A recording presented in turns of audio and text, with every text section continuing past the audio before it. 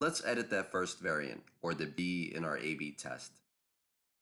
We'll want to change that CTA copy. Currently it says start extracting free, and I'd like to change it to start extracting now. So let's just edit that text at the end. We could change this word to now.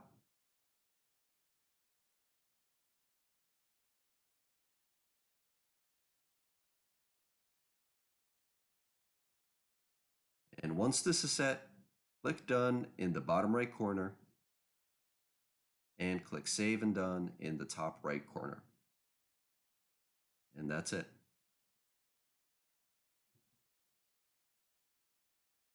Currently, 50% of our audience will see the original CTA and the other 50% will see the modified CTA.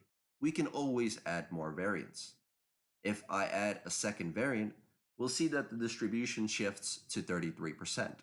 But for the purposes of this demo, we'll just stick to the original and the first variant, so we can go ahead and delete variant number 2.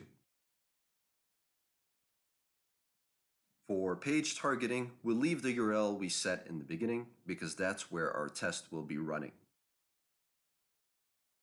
And for our audience, we'll leave it as all the visitors who come to the page, but Optimize provides plenty of options to customize this, such as UTM parameters for an email marketing campaign, user behaviors, location, and more advanced settings like query parameters in the URL. You can have a lot of fun customizing things, but let's just leave it at the default for now. Next, we'll be linking to Google Analytics. This is pretty straightforward. You simply link to the account that's tied to the target site.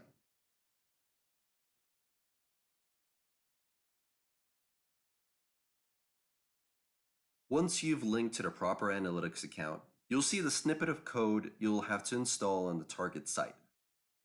This should have been done way back in step 1. So if you haven't done this, you won't be able to proceed.